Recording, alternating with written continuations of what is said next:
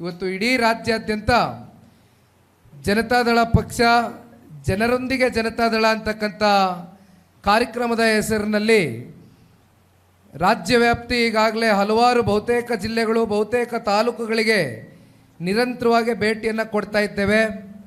ಎಲ್ಲಿ ಹೋದಲ್ಲೂ ಕೂಡ ಇವತ್ತು ಜನತಾದಳ ಪಕ್ಷದ ಕಾರ್ಯಕರ್ತರು ಭಾಳ ಯಶಸ್ವಿಯಾಗಿ ಕಾರ್ಯಕ್ರಮಗಳನ್ನ ನೆರವೇರಿಸ್ತಕ್ಕಂಥದ್ದಕ್ಕೆ ಅವರೇನು ಇವತ್ತು ನಮಗೆ ಸಹಕಾರವನ್ನು ಕೊಡ್ತಾ ಇದ್ದಾರೆ. ಇಡೀ ರಾಜ್ಯಾದ್ಯಂತ ನಮ್ಮ ಪಕ್ಷದ ಕಾರ್ಯಕರ್ತರು ಇವೆಲ್ಲವನ್ನು ನೋಡಿದಾಗ ಸನ್ಮಾನ್ಯ ದೇವೇಗೌಡರು ಸಾಹೇಬರು ಹಾಗೂ ಸನ್ಮಾನ್ಯ ಕುಮಾರಣ್ಣ ಅವರ ಕಾಲ್ಗಡದಲ್ಲಿ ಕೊಟ್ಟಿರ್ತಕ್ಕಂಥ ಯೋಜನೆಗಳು ಕಾರ್ಯಕ್ರಮಗಳು ಇವತ್ತಿಗೂ ಕೂಡ ಶಾಶ್ವತವಾಗಿ ರಾಜ್ಯದ 7.5 ಕೋಟಿ ಕನ್ನಡಿಗರ ಹೃದಯದಲ್ಲಿ ಉಳಿದಿರ್ತಕ್ಕಂಥದ್ದನ್ನ ಯಾರು ಕೂಡ ಬಹುಶಃ ಅದನ್ನು ಅಲ್ಗಳಿಲಿಕ್ಕಿಲ್ಲ. ಜೊತೆಯಲ್ಲಿ ನಮ್ಮ ಪಕ್ಷದ ನಿಷ್ಠಾವಂತ ಕಾರ್ಯಕರ್ತ ಬಂಧುಗಳು ಯಾವ ಒಂದು ಫಲಾಪೇಕ್ಷೆಯನ್ನು ಇಟ್ಕೊಳ್ದಿರಾ, ಯಾವುದೇ ನಿರೀಕ್ಷೆಗಳನ್ನ ಇಟ್ಕೊಳ್ದಿರಾ, ಪಕ್ಷದ ನಾಯಕರ ಪರವಾಗಿ ಪಕ್ಷದ ಬೆಳವಣಿಗೆಗೋಸ್ಕರ ನೀವೆಲ್ಲರೂ ಕೂಡ ಸಾಕಷ್ಟು ತ್ಯಾಗವನ್ನು ಮಾಡಿದ್ದೀರಿ. ಇದೇ ರೀತಿ ನಾವು ಇನ್ನೂ ದೊಡ್ಡ ಮಟ್ಟದಲ್ಲಿ ಉರುಪಿನಿಂದ ಮುಂದೆ ಸಾಗಬೇಕಾಗಿದೆಯಣ್ಣ. ಇವತ್ತು ನಾನಿಲ್ಲಿ ಬಂದಿರತಕ್ಕಂಥದ್ದು ಮುಂದಿನ ವಿಧಾನಸಭಾ ಚುನಾವಣೆಗೆ ಇನ್ನೂ ಭಾಳ 3 ವರ್ಷ ಸಮಯ ಇದೆ. ಈಗ ನಾನು ನಿಮ್ಮ ಎದುರುಗಡೆ ಬಂದು ನಿಂತಿರ್ತಕ್ಕಂಥದ್ದು ಮೊದಲನೇದಾಗಿ ನಾವು ಎದುರಿಸ್ತಾ ಇರ್ತಕ್ಕಂಥ ನಮ್ಮ ಕಾರ್ಯಕರ್ತರ ಚುನಾವಣೆ, ಅದು ಗ್ರಾಮ ಪಂಚಾಯಿತಿ ಚುನಾವಣೆ. ಡಿಸೆಂಬರು ತಪ್ಪಿದ್ರೆ ಜನವರಿ ತಿಂಗಳಲ್ಲಿ ಅಧಿಕೃತವಾಗಿ ಗ್ರಾಮ ಪಂಚಾಯಿತಿ ಚುನಾವಣೆ ಘೋಷಣೆ ಆಗ್ತಾ ಇದೆ. ಆ ಹಿನ್ನೆಲೆಯಲ್ಲಿ ನೀವು ಎಲ್ಲರೂ ಇವತ್ತು ಸೇರಿದ್ದೇವೆ. ಇವತ್ತು ಮೊದಲು ಗ್ರಾಮ ಪಂಚಾಯಿತಿ ಅಂತಕ್ಕಂಥದ್ದು ರಾಜಕಾರಣದ ಬೇರಿದ್ದಾಗೆ, ಬೇರು ಗಟ್ಟಿಗಿದ್ರೆ ಅಲ್ಲಿಂದ ಮರ ಬೆಳೆದು ಸಾಕಷ್ಟು ಜನಕ್ಕೆ ಇವತ್ತು ಆ ಮರ ನೆರಳಾಗಿ ಇವತ್ತು ನಮ್ಮೆಲ್ರಿಗೂ ಕೂಡ ಒಂದು ಶ್ರೀರಕ್ಷೆಯಾಗಿ ನಿಲ್ತಕ್ಕಂಥದ್ದಕ್ಕೆ ಇವತ್ತು ನಮ್ಮ ಕಾರ್ಯಕರ್ತರುಗಳು ಅತಿ ಹೆಚ್ಚು ಗ್ರಾಮ ಪಂಚಾಯಿತಿ ಚುನಾವಣೆಗಳಲ್ಲಿ ಸದಸ್ಯರಾಗಿ ಆಯ್ಕೆಯಾಗಿ ಬರಬೇಕು ಅಂತಕ್ಕಂಥ ಅಭಿಲಾಷೆಯನ್ನು ಹೊತ್ತಿದ್ದೇನಣ್ಣ. ಹಾಗಾಗಿ ನಿಮ್ಮ ಮುಂದೆ ಬಂದು ನಿಂತಿದ್ದೇನೆ. ತದನಂತರ ಜಿಲ್ಲಾ ಪಂಚಾಯಿತಿ ತಾಲೂಕು ಪಂಚಾಯಿತಿ ಚುನಾವಣೆಗಳು ಈಗಾಗಲೇ ಸಾಕಷ್ಟು ಸಮಯ ಮೀರೋಗಿದೆ. ಕೋರ್ಟು ಕೂಡ ಹಲವಾರು ಬಾರಿ ಸರ್ಕಾರಕ್ಕೆ ಚೀಮಾರಿಯನ್ನು ಹಾಕಿದೆ. ಈ ಕೂಡಲೇ ಜಿಲ್ಲಾ ಪಂಚಾಯಿತಿ ತಾಲೂಕು ಪಂಚಾಯಿತಿ ಚುನಾವಣೆಯನ್ನು ದಿನಾಂಕವನ್ನು ನಿಗದಿ ಮಾಡಿ ಘೋಷಣೆಯನ್ನು ಮಾಡಬೇಕು ಅಂತಕ್ಕಂಥದ್ದನ್ನ ಕೋರ್ಟ್ ಕಡೆಯಿಂದನೂ ಈಗಾಗಲೇ ಆದೇಶವನ್ನು ಹೊರಡಿಸಾಗೋಗಿದೆ. ಆದರೂ ಕೂಡ ಎಲ್ಲೋ ಒಂದು ಕಡೆ ಇವತ್ತು ಕಾಂಗ್ರೆಸ್ನ ಕಳೆದ 2.25 ವರ್ಷದ ಈ ಆಡಳಿತದಲ್ಲಿ ಎಲ್ಲೋ ಒಂದು ಕಡೆ ಈ ರಾಜ್ಯದ ಮುಖ್ಯಮಂತ್ರಿಗಳು ಉಪಮುಖ್ಯಮಂತ್ರಿಗಳು ಜೊತೆಯಲ್ಲಿ ಸಂಪೂರ್ಣ ಸಚಿವ ಸಂಪುಟಕ್ಕೆ ಅವರ ಆಡಳಿತ ವೈಖರಿಯಲ್ಲಿ ಅವ್ರಿಗೆ ಹಲವಾರು ಅನುಮಾನಗಳು ಕಾಡ್ತಾ ಇದೆ. ಏಕೆಂದರೆ 5 ಗ್ಯಾರಂಟಿಗಳ ಹೆಸರಲ್ಲಿ ಇವತ್ತೇನು ಆಡಳಿತ ಮಾಡ್ತಾ ಇದ್ದಾರೆ ಈ ಕಾಂಗ್ರೆಸ್ನ ಪಕ್ಷ. ನಿನ್ನೆ ದಿನ ನಾನು ನೋಡ್ತಾ ಇದ್ದೆ, ಪಾಪ ಲಾರಿಯ ಒಬ್ಬರು ಮಾಲೀಕರು ಒಂದು ಸಣ್ಣ ಉದಾಹರಣೆ ಕೊಡ್ತೇನೆ. ಇವತ್ತೇನು ನಮ್ಮ ರಾಜ್ಯದ ಮುಖ್ಯಮಂತ್ರಿಗಳು ಅನ್ನಭಾಗ್ಯ ಅಕ್ಕಿ ಕೊಡ್ತಾ ಇದ್ದೇವೆ ಉಚಿತವಾಗಿ ಅಂತಕ್ಕಂಥದ್ರ ಬಗ್ಗೆ ಚರ್ಚೆ ಮಾಡ್ತಾರೆ. ಆದರೆ ಇವತ್ತು ಆ ಅನ್ನವನ್ನು ಅಕ್ಕಿಯನ್ನು ತೆಗೆದುಕೊಂಡು ಹೋಗಿ ಇಡೀ ರಾಜ್ಯಾದ್ಯಂತ ಇವತ್ತು ಆ ಲಾರಿಗಳಲ್ಲಿ ಇವತ್ತೇನು ಆ ಟ್ರಾನ್ಸ್ಪೋರ್ಟ್ ಮೂಲಕ ಪಾಪ ಲಾರಿಯ ಮಾಲೀಕರು ಕಳೆದ 4-5 ತಿಂಗಳಿಂದ ನಿರಂತರವಾಗಿ ಹತ್ತತ್ರ 250 ಕೋಟಿ ರೂಪಾಯಿಯಷ್ಟು ಹಣ ಪಾವತಿಯಾಗದೆ ಬಾಕಿಯನ್ನು ಉಳಿಸ್ಕೊಂಡಿರ್ತಕ್ಕಂಥ ನಿದರ್ಶನ ಇದೆ. ಪಾಪ ಅವರು ಲಾರಿ ಮಾಲೀಕರ ಅಧ್ಯಕ್ಷರು ನಿನ್ನೆ ದಿನ ಒಂದು ಸಾರ್ವಜನಿಕ ವಲಯದಲ್ಲಿ ಸಾಮಾಜಿಕ ಜಾಲತಾಣದಲ್ಲಿ ಮಾಧ್ಯಮಗಳಲ್ಲಿ ಒಂದು ವಿಡಿಯೋವನ್ನು ಅವರು ಹಂಚ್ಕೊಂಡಿದ್ದನ್ನು ನಾನು ನೋಡಿದೆ.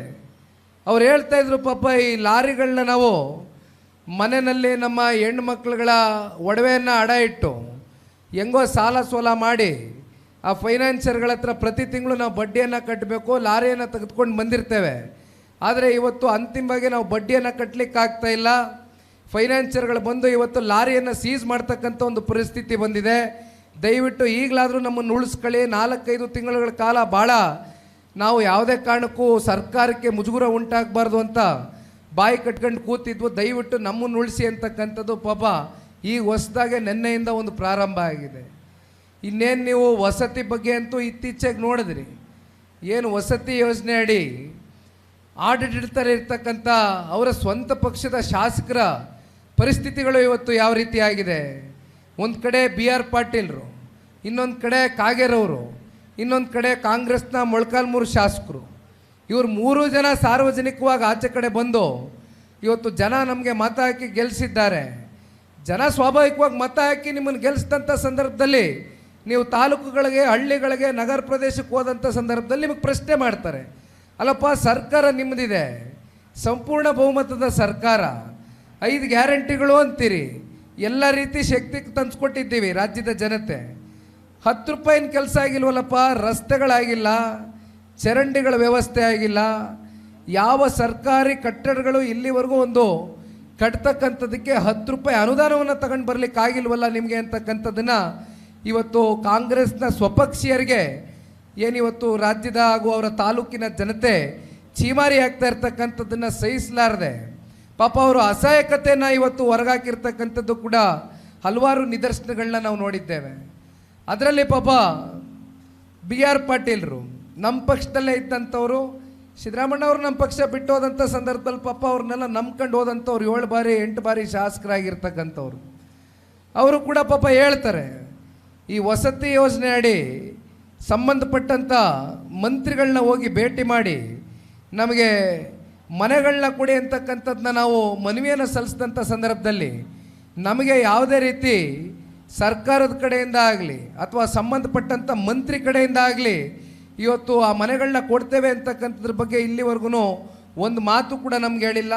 ಆದರೆ ಇಲ್ಲಿ ಸರ್ಕಾರದಲ್ಲಿ ಕೆಲವೊಂದಷ್ಟು ಮಧ್ಯವರ್ತಿಗಳಿದ್ದಾರೆ. ಆ ಮಧ್ಯವರ್ತಿಗಳನ್ನ ಇಟ್ಕೊಂಡು ಮತ್ತೆ ಅಲ್ಲಿ ಅಪ್ಫ್ರಂಟು ಪರ್ಸೆಂಟೇಜ್ನ ಹೋಗಿ ಮಾತಾಡಿದರೆ ಕೊಡಲಿಕ್ಕೆ ಸಿದ್ಧ ಇದ್ದಾರೆ ಅಂತಕ್ಕಂಥದ್ದನ್ನ ಇವತ್ತು ಈ ಮಟ್ಟಕ್ಕೆ ಈ ಸರ್ಕಾರ ನಡೀತಾ ಇದೆ ಅಂತಕ್ಕಂಥ JDSನವ್ರು ಹೇಳ್ತಾ ಇಲ್ಲ, BJP ಅವ್ರು ಹೇಳ್ತಾರ, ಕಾಂಗ್ರೆಸ್ನ ಸ್ವಪಕ್ಷೀಯರು ಇವತ್ತು ಈ ಕಾಂಗ್ರೆಸ್ನ ಆಡಳಿತ ವೈಖರಿಯ ಬಗ್ಗೆ ಹಲವಾರು ಪ್ರಶ್ನೆಗಳನ್ನ ಅವರೇ ಎತ್ತಿದ್ದಾರೆ. ಸಾಕಷ್ಟು ವಿಚಾರಗಳಿದೆಯಣ್ಣ ಇವತ್ತು ಮಾತನಾಡ್ತಕ್ಕಂಥದ್ದಕ್ಕೆ. ಪ್ರತಿನಿತ್ಯ ಏನಾದರೂ ಒಂದು ವಿಚಾರಗಳು ನಮ್ಮ ಎದುರುಗಡೆ ಬಂದು ನಿಲ್ತಾ ಇದೆ. ನಮ್ಮ ಮುಂದೆ 3 ವರ್ಷ ಇದೆ ಚುನಾವಣೆಗೆ. ಜನರೊಂದಿಗೆ ಜನತಾದಳ ಅಂತಕ್ಕಂಥದ್ದು ಈ ಅಭಿಯಾನಕ್ಕೆ ನಾವು ಹೆಸರೇನು ಕೊಟ್ಟಿದ್ದೇವೆ, ಇದು ನಮಗೇನು ಹೊಸದೇನಲ್ಲ. ಯಾಕೆಂದರೆ ಜನತಾದಳ ಪಕ್ಷದ ಹುಟ್ಟಿರ್ತಕ್ಕಂಥದ್ದೇ ಜನರೊಂದಿಗೆ ಇದ್ದು, ಜನರ ಜೊತೆಗೆ ಬೆರೆತು, ಜನರ ಸಂಕಷ್ಟದಲ್ಲಿ ಅದನ್ನು ಸಂಕಷ್ಟವನ್ನು ನಮ್ಮ ಕಷ್ಟ ಅಂತಕ್ಕಂಥದ್ದನ್ನು ನಾವು ಅರ್ಥೈಸ್ಕೊಂಡು ನಮಗೆ ಅಧಿಕಾರ ಕೊಟ್ಟಂಥ ಸಂದರ್ಭದಲ್ಲಿ ಪ್ರಾಮಾಣಿಕವಾಗಿ ಕೆಲಸ ಮಾಡಿದ್ದೇವೆ, ಸೇವೆ ಸಲ್ಲಿಸಿದ್ದೇವೆ. ಹಲವಾರು ಕಾರ್ಯಕ್ರಮಗಳು, ಯೋಜನೆಗಳು, ಸಾಧನೆಗಳು ಇವತ್ತು ನಮ್ಮ ಕಣ್ಣು ಮುಂದೆ ಇದೆ.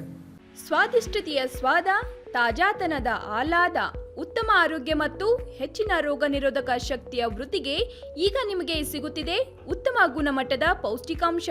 Shri Vaidik millet health mix, ಇದು ಸಿರಿಧಾನ್ಯಗಳ ಸಂಪತ್ತು.